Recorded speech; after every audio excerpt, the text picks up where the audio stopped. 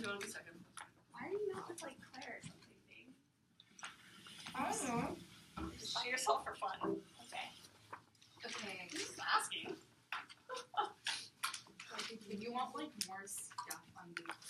You should flow, Claire. Yeah. Also, are you and Tessa going to Prospect?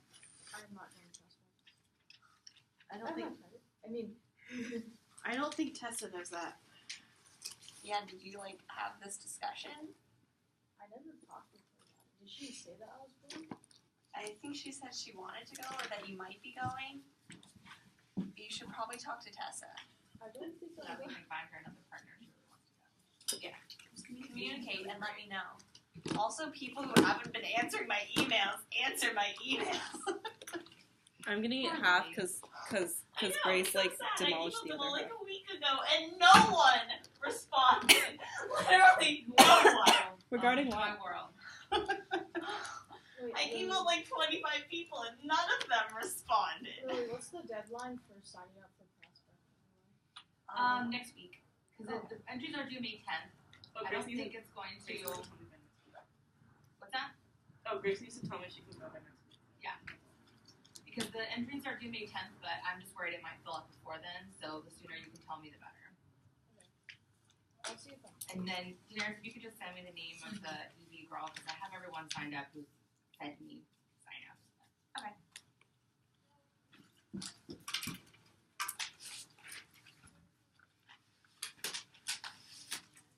Oh yeah, I thought when they said Claire helped me stuff that I said she was going to debate with me, but I guess not. Wait, what?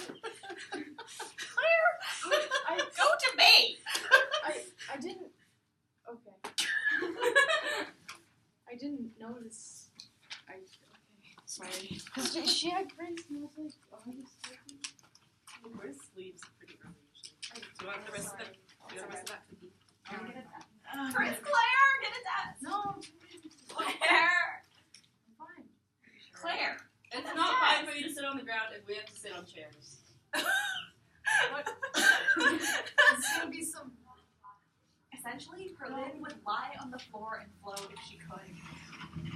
That is not entirely a lie. Renee? No. Wake up! Oh my god. I think I was like trying to crack some jokes while we were prepping and Sahithi was just like not getting it. Before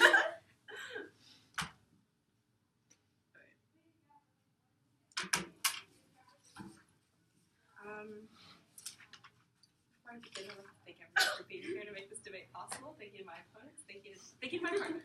And with that, why are you looking at me like that? Thank you, there we go. Go. I begins now. As the first speaker of the affirmative team, I strongly affirm today's resolution that the U.S. should elect Bernie Sanders for president.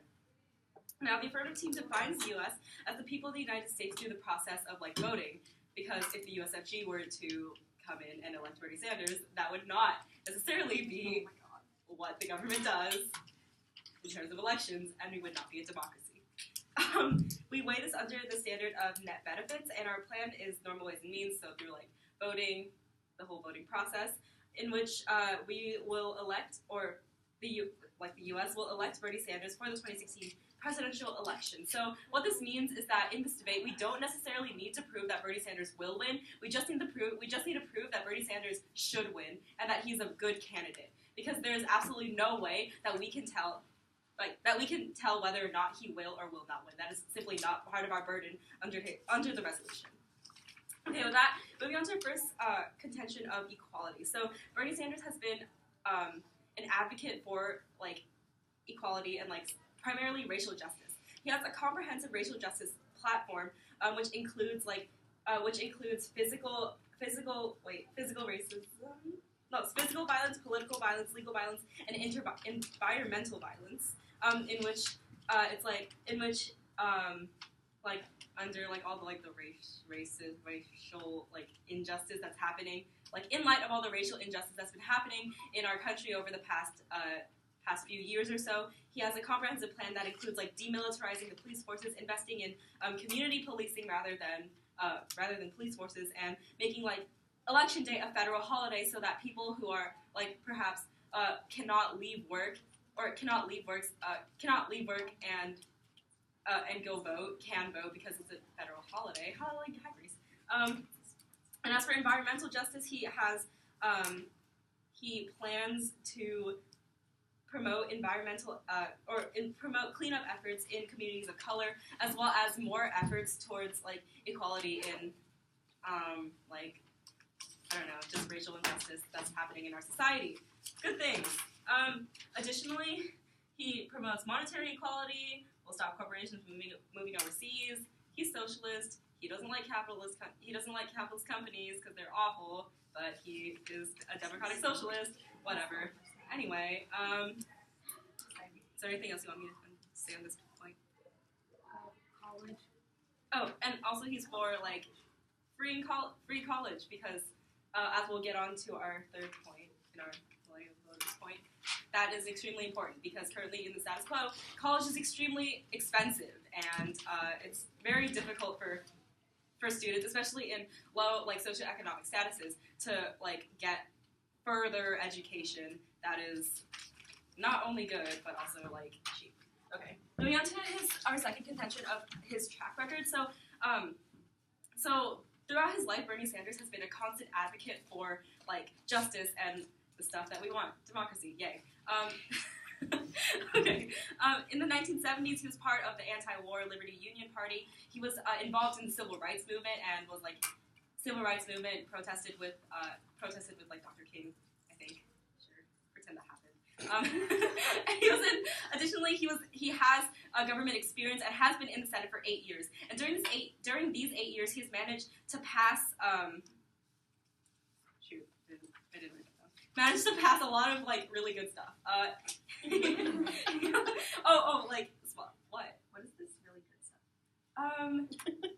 He like helped pass like education reform, like tax reform, stuff like that. I don't know the specific names, but they exist, and I'm not making this up. I promise.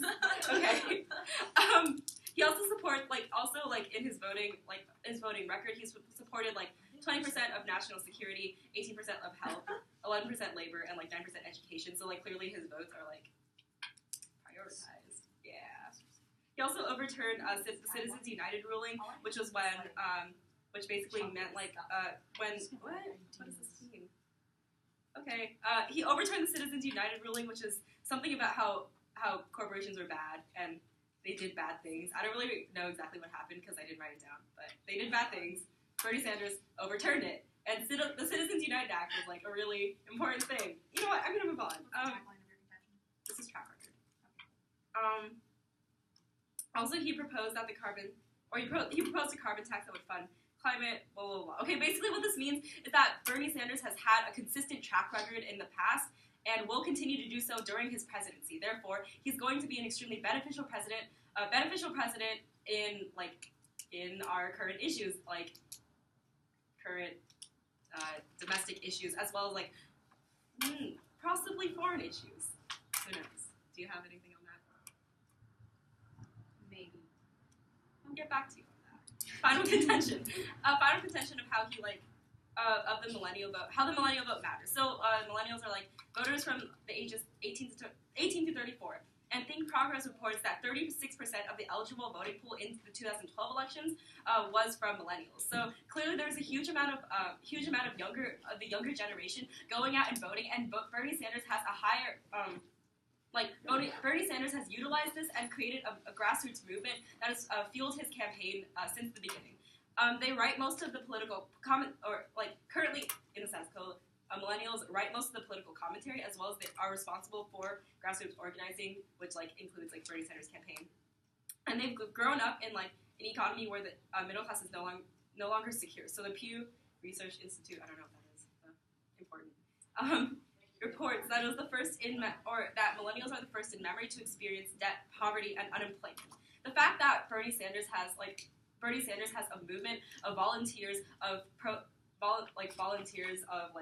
people who are coming out and supporting him, who are mostly millennials, is extremely important because this means that he appeals to the younger generation. And that's important because Because if it was just older people voting for him, then they would all die, and then there wouldn't be anyone for the younger generation, or no one would benefit the younger generation. Sure. Yeah. Overall impacts Bernie Sanders' campaign. What will be consistent? Bernie Sanders' presidency will be a consistent benefit for the United States. Vote aye. I'm pitching it myself.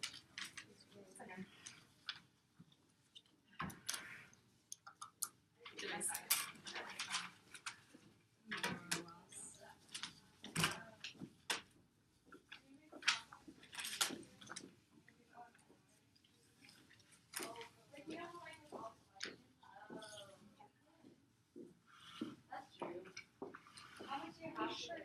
Thanks. My dad worked at Pandora. Although he regrets it now, so like. Well, he's such a trendy startup man. I forget Uber. Lots of people. I love this.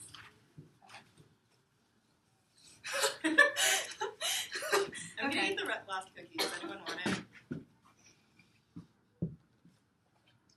That's a yes. It's mine. Okay. Are you ready? Ready whenever you are. Okay. As the leader of the negation team, I strongly negate today's resolution that the United States should elect Bernie Sanders as president. Alright, so I'm going to go over the affirmative team's case and move on to address the negation team's case. So their first contention is about equality. They say that Bernie is an advocate for equality and that they essentially talk about how like he has racial justice, environmental justice, etc., monetary equality. Okay. Okay. So there are other candidates in the race right now that actually care about inequality, who actually are concerned with this issue and would actually do things about it once they become president. There's no reason that they cannot also there's absolutely no reason that they can't like take inspiration from Bernie's ideas or actually implement his ideas when they become president themselves. In addition, they also talk about how college, right? About how free college is really great. Okay, so the problem with Bernie's college plan is that it's not really it has good intentions, but it's really like the execution is not that great. Yes. Okay. So apparently, according to Grace, what happens with like college plans like him, it ends up really redistributing money from the poor to the rich instead of like actually giving people instead of like actually helping people who need it, people of lower socioeconomic status who actually need help with their education. So it doesn't really work. Like it kind of does the opposite of what it's supposed to do. It also forces colleges to spend like a lot more on their students, to spend a lot more.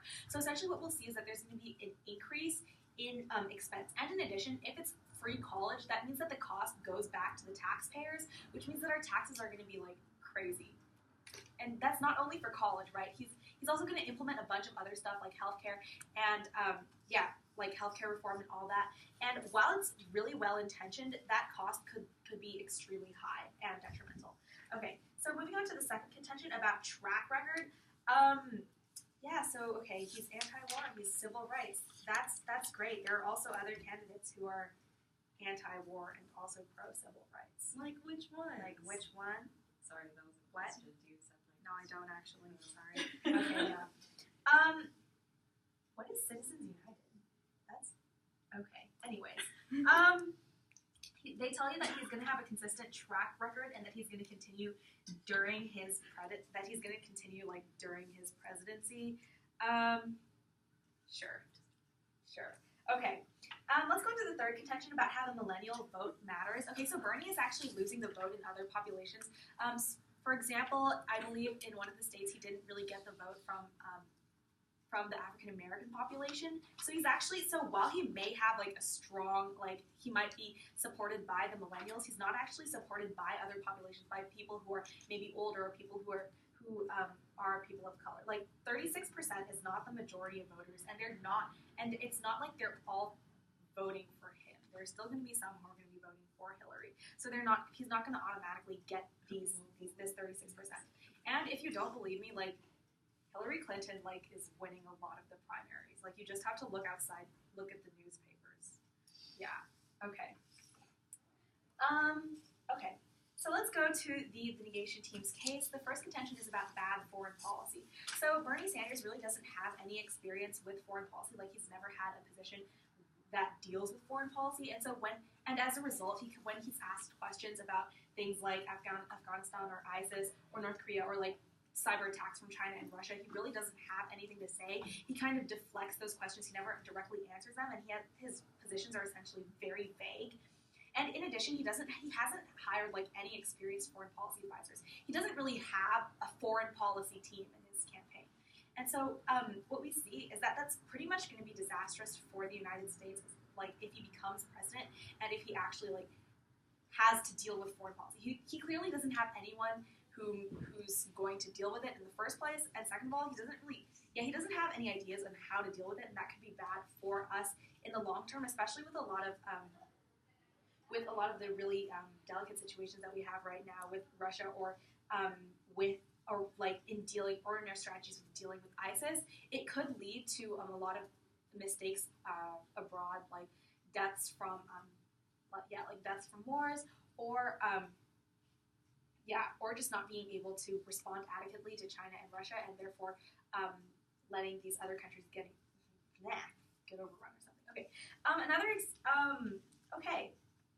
A specific example here is about China and Taiwan. So Bernie Sanders has consistently voted like to support China and against Taiwan, and that's like bad for them because okay. Why is this bad? Sorry, that's a question. It's bad for Taiwan because essentially, you know what? You can't keep asking me questions. I know. I'm sorry. I'm raising my hand. You don't have to answer. Do you accept my question? No, I don't. Okay. Jesus Lord. Okay. Anyways, moving on to the second contention about taxation. So Bernie Sanders, while he has really great ideas and like really great intentions, it's exactly like the affirmative speaker said: the road to hell is paved with good intentions. Right? They give him this great. They talk about in their case about like free college, about how free college is really great. No, I'm checking.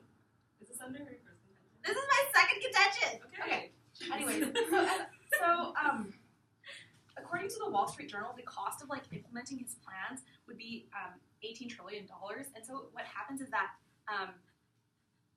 where was I going with this? Okay. Anyways, the problem with the increased expense for all this reforms that he wants to make is that it's going to be shifted back to the taxpayers, right? So the taxpayers are going to have an increase in their taxes in order to pay for all of this.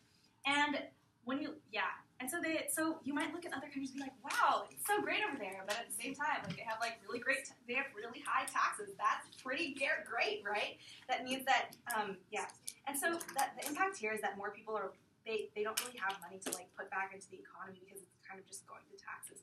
And in addition, it also decreases our ability to like elect more socialist presidents in the future, because what we'll see is that there's going to be resentment against Bernie for like increasing taxes so high, or if his stuff like actually fails, because it's probably not going to work anyways. Okay, so for these reasons, I negate.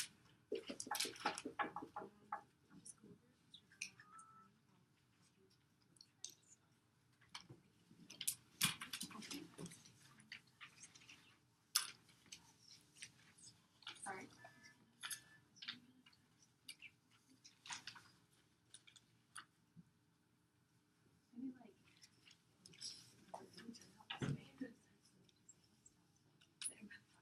Same. Yeah. And also like yeah. Okay. I'm starting now. I have your Stop. Starting over. Is everyone ready? Wait, Yes, wait, we're no, not ready. Oh my god. I'm just gonna put it like right here. Fun times. Okay.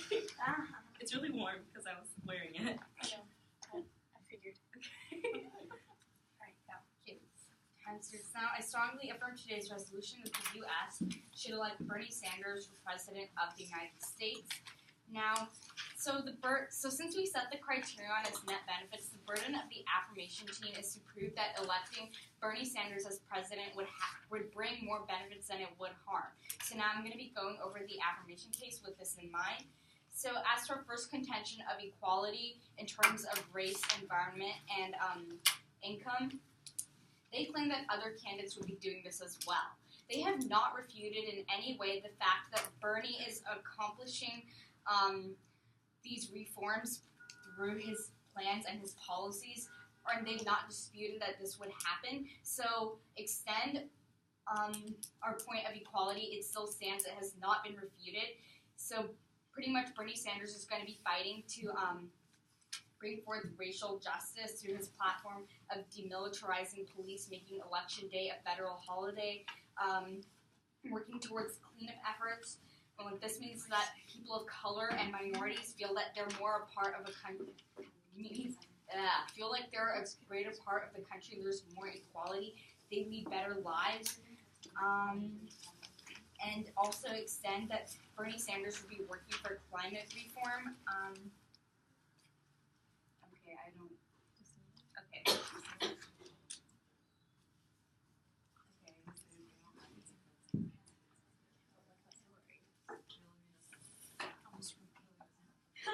You know what? I'm just going to go for how it's not refuted.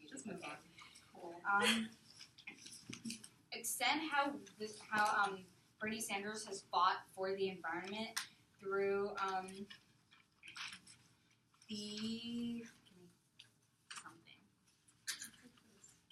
Okay, you know what? I can't find it. Okay.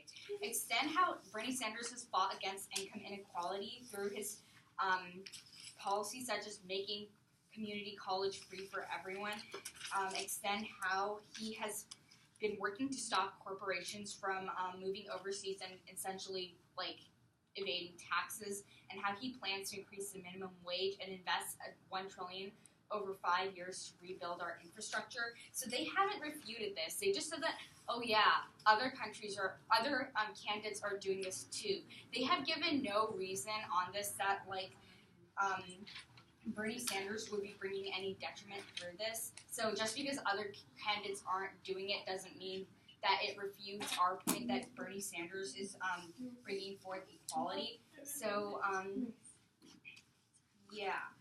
So they claimed that, okay, I'm going to get into that later. So our second contention was that of Bernie Sanders' track record and how he's been involved in movements such as the civil rights movement and his work for education reform and tax reform. Once again, their reputation for this was that other candidates have also been like this. So our burden was to prove that electing Bernie Sanders would have more benefits to the country than detriments. So just stating that other candidates would also be supporting similar things, it does not refute that Bernie Sanders is going to be doing all these things and that he has voted for things like this in the past. So our case, so our first and second contentions still stand.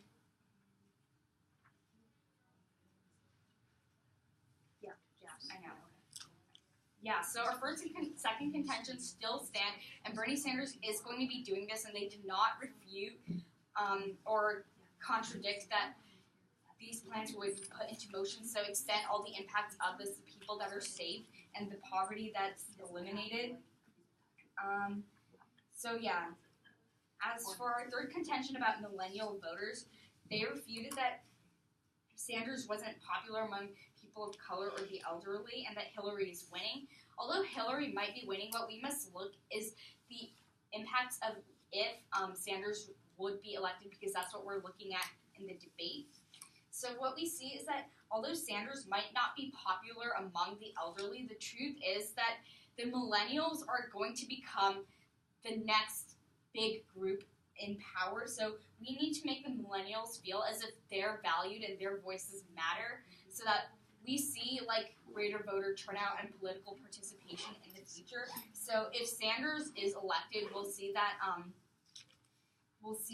millennials feel like they have more of a voice. And in addition, because Sanders has so many plans for racial justice, although Sanders might not be popular among people of color now, he will eventually become popular among people of color because of his plans. So going on to the negation case, the first contention was that Sanders was unknowledgeable about foreign policy. However, Sanders voted as senator against involvement in Iraq, And he turned out to be right because Iraq just ended up becoming like even more of a disaster after we got in there. He voted for to authorize military strikes against the Taliban, but then once we were in Afghanistan and it became a quagmire, he quickly voted for us to pull out.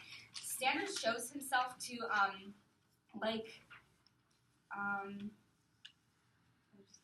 Sanders has Senate experience, and he has shown himself to like know when to get into conflict and when to stay out. Whereas Hillary Clinton's policy is like just like try even if things fail. And the policy like that in Iraq and Afghanistan have led to like things getting even worse and worse and worse. So in addition, like in terms of the refugee crisis, Sanders has like Sanders is for like accepting migrants in the refugee crisis.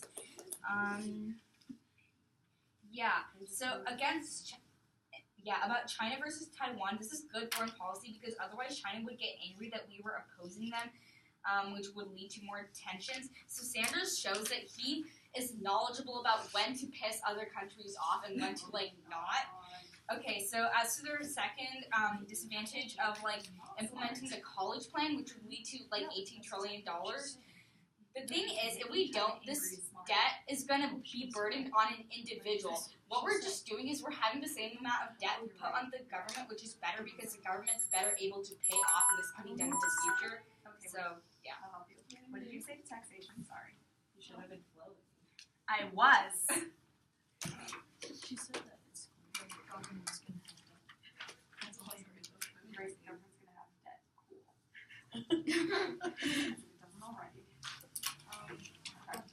I'll help you. I will help you. Don't worry. Also, you're not allowed to run off when you're done with the speech. I'm sorry for talking. Why not? Okay. You're preempted. You're amazing. You can't run off before the speech. Christy is a very Can you close the door on your way out? Thanks. Sir, close the door on your way out. Oh my god. Please leave. Claire, Oh, there goes the sound of Someone freedom. said pour shade enough, but I'm like, Alright. three of us There you are go. really saying in front I really I would like to do does he have an order? Oh my god. You're not. Time starts now. I strongly negate the resolution. First, I'm going to go over what our opponents said to our refutations to the contentions, and then I'm going to go over what their refutations to our contentions. So, their first contention was about equality. To this, we stated that there's no reason other candidates don't have the same ideals, and there's no reason that other candidates can't draw inspiration from that and have the same benefits. And we also stated that the thing about free college, it wasn't going to be effective because the money's going to be redistributed to taxpayers anyway. Money's going to get to the rich. I don't know how. Yeah, she did refute it. Oh, awesome. That's why I mentioned this. So, and then the cost goes back to taxpayers, and you can see this in Bernie's policies of healthcare as well as the colleges. To this, our opponents said actually nothing to that. My ear went deaf. Great. So anyway, they only refuted our point that the point we said where there's no reason why other candidates can't have the same ideals. And to this, they stated, that they didn't refute us directly, although we kind of did with the policies and stuff. And they said something about no warrants, and then there's how Bernie they told you guys to extend everything they said about Bernie when we clearly stated that a lot of his policies are going to be detrimental to the economy and to the taxpayers.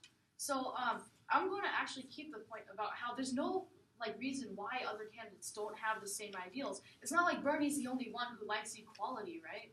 So basically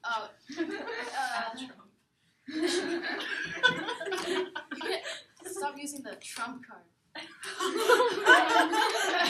Anyway, so there's no other reason that other candidates can't draw inspiration from Bernie's ideals. There's no other reason why other candidates can't be liberal like that. And we're basically showing that Bernie electing Bernie. I'm gonna take the question later. There's no reason, like, basically other candidates will have the benefits of his ideals along with the benefits of not having his policies, because once again, his policies are detrimental to the economy. So their second contention was about how he has a good track record, and we said that, like, other candidates have good track records too, and they say that this doesn't refute that Bernie can still do good things, but this does refute that Bernie can still do good things, because we're showing that other candidates are better than Bernie, because not only can they have the same ideals, but they also don't have his crappy policies.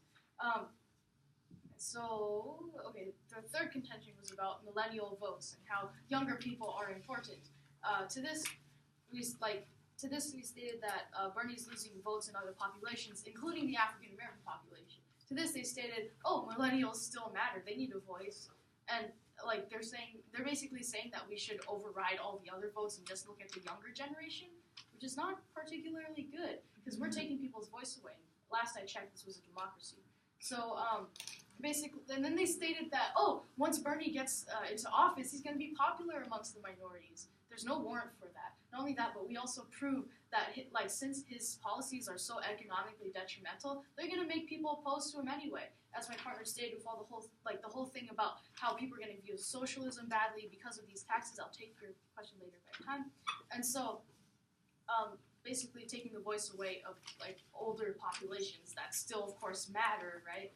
So our first contention was about how he had bad foreign policy. To this, the affirmative team stated that there was one instance where he voted against war, and he wanted to draw the troops back out, and how he has experience, Senate experience, and they also stated about how it's good that we're helping China against Taiwan because we don't want to make China angry.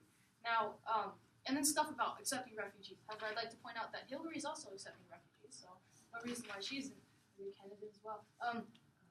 And being a senator is not the same thing as being a Secretary of State. Being a senator is not the same thing as being a Secretary of State. Awesome. Yeah. Okay, keep going.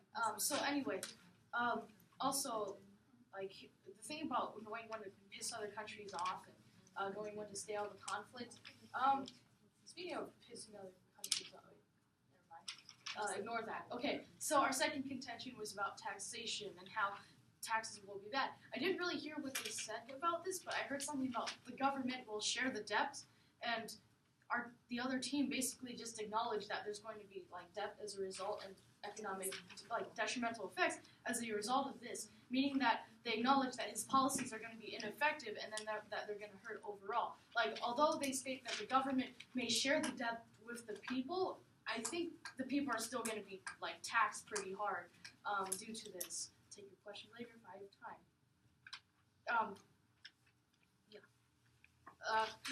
So. No, I'm not. So I'm going.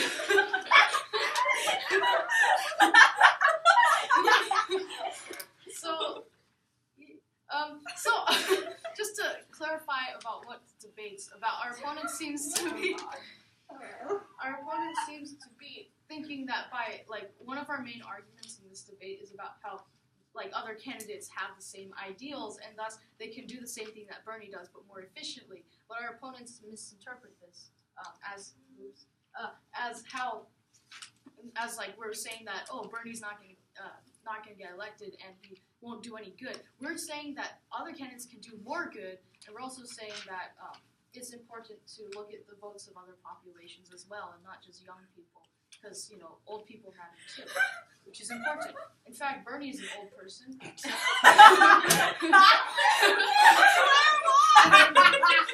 when you say that millennials should matter, and that, more than older populations, then you're oh, but Lord help me. God cleanse me of, I have 30 seconds. Kill me. Yes. Okay, so when you say that taxation is bad, are you saying that other presidents won't tax the people at all? No, but we're saying that Bernie's policies call for more taxation, because if you make everything free, Significant. yeah, a more significant. Because if you're gonna make everything free, obviously the things that used to cost something are now free. That means the cost is redistributed elsewhere. Yeah. Oh. I'm out. No. Point of order. I will do the same thing for you if you try that with me. It's only if you actually say new things.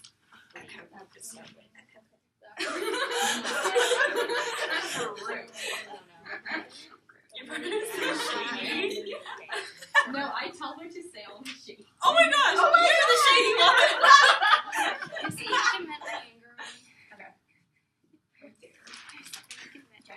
As the leader of the negation team, I once again strongly negate today's resolution. Okay, anyways, so the really important thing to remember in today's round is that we're talking about, like, Bernie Sanders versus other candidates, right? Essentially what the negation team is trying to say is that you can have all the benefits, all the ideas that Bernie Sanders is trying to bring about. Like, people, like, there are other candidates out there who support racial equality, other ones who support environmental change, all the other great things that they talk about, without the unique disadvantages that we bring up in our case, without, like, the lack of foreign policy experience, and without the, like, crazy taxation that would undoubtedly happen with, like, all his plan passing things, right? Okay. Yeah, that's the really important thing to remember here. Okay. Anyways, moving on to voter issues. So, firstly, let's talk about the third contention about, like, the millennial vote. So, the main idea of the affirmative team's contention is that the millennials are the next generation. They are 36% of the vote, and, like, Bernie will somehow magically become popular among people of color once he gets into president. Okay, first of all, as my partner says, there's no warrant for this last assumption. Second of all, clearly, even though the millennial vote does matter, he's still not winning. He's not winning. He has to win more support and get more support before, like, he can. Okay, mathematically, it's impossible for him to become president at this rate, okay? Like, mathematically. Anyways, I'm stating common knowledge. Anyways. So mean. Okay, anyways, my partner talks about how we're essentially, like, overriding other people's voices because obviously people support Hillary Clinton instead. So we're essentially overriding, like, all of these people and saying, no, despite the fact that you all wanted Hillary, it's time to go for Bernie. That's, yeah, wow. That's not great. That's not really great. Okay. Anyways, let's go on to talk about foreign policy. So, I tell you specifically in my first speech that, like, when he's asked about foreign policy, Bernie just kind of, like, does not answer it. He has really vague positions. He doesn't really answer the questions.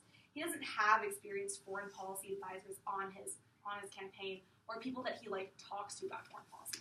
The affirmative team doesn't refute this. They say that, oh, he's against Iraq and he voted to pull out of some summer. Yeah, and they say that he has Senate experience. Once again, this isn't really, like, yeah, it's not.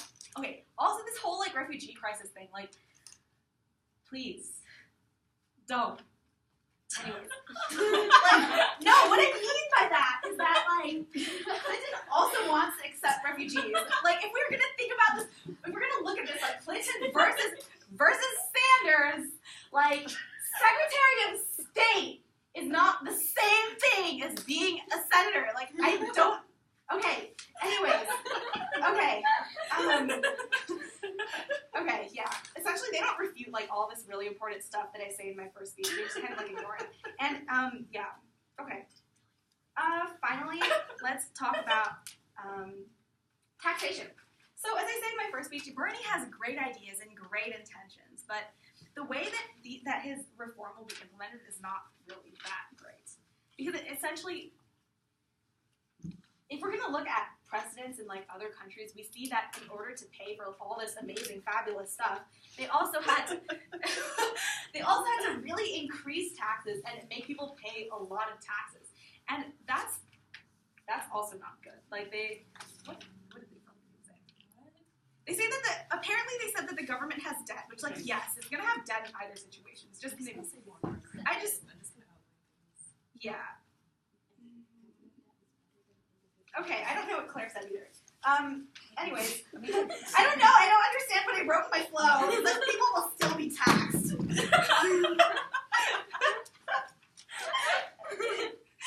Anyways, the problem is they're going to be taxed a lot worse under all of his stuff. And so, okay. Yeah, so what we can see is that, like, clearly Bernie has a lot of detriments, and that, yeah, really high taxes are bad because then people don't have money to, like, put back into the economy and stuff. I said this in my first speech. Yeah. Also the whole thing about, like, decreasing our ability to elect more socialist presidents in the future because then people are going to be like, oh, no, we had really high taxes under Bernie. And then they're going to get, like, really resentful. And then if somebody else runs for presidency, it's like, I'm a socialist. They're going to be like, Okay.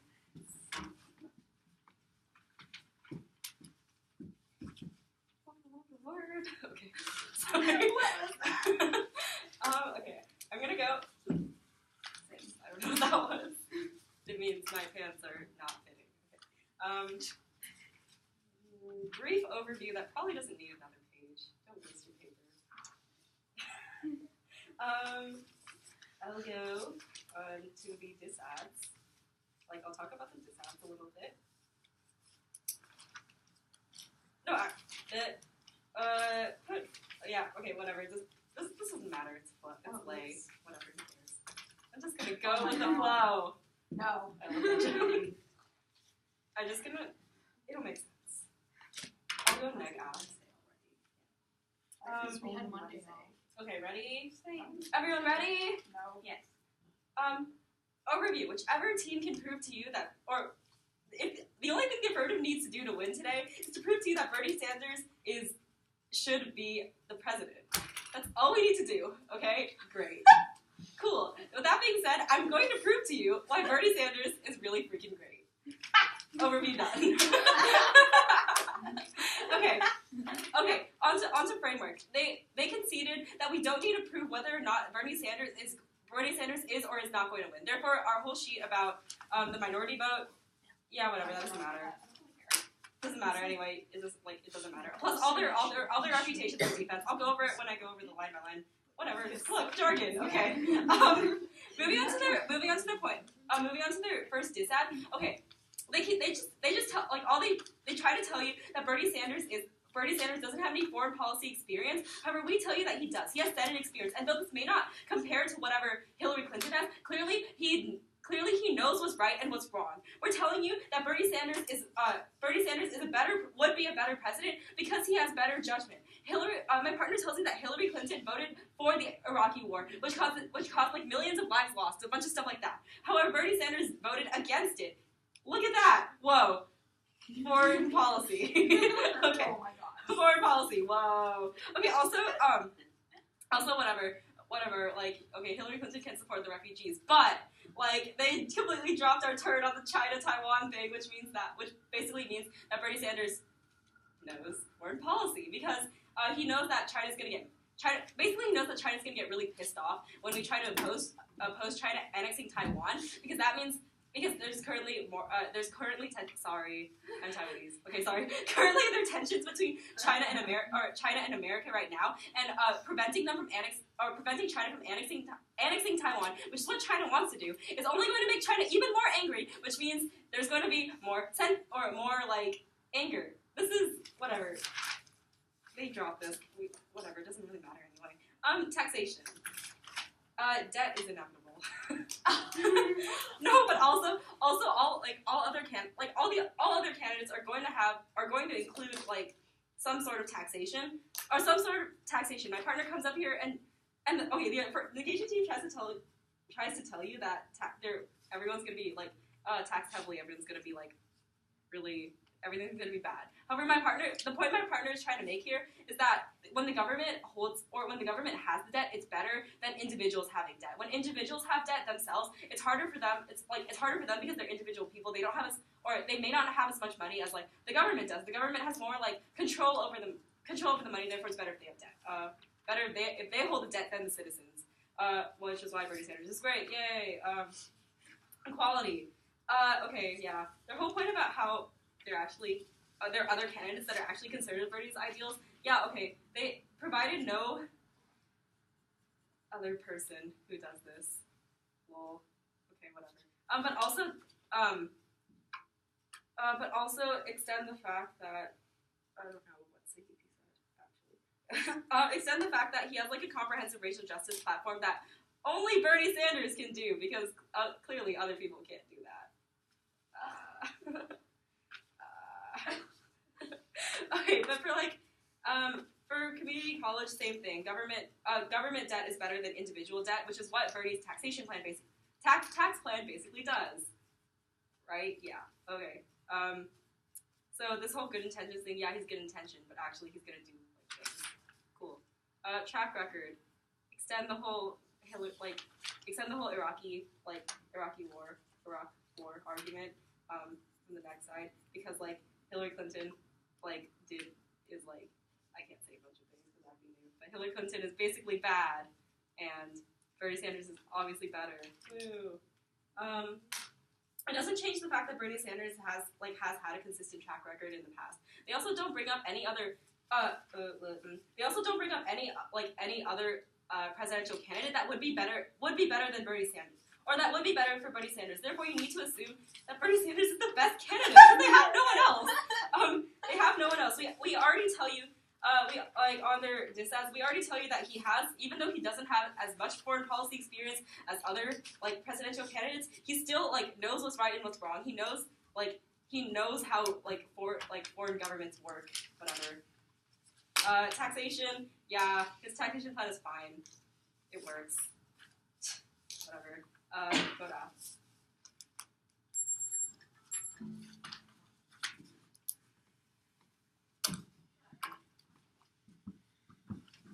That was fun. Yeah. Oh, yeah. Nothing else. Oh wait, okay. I know what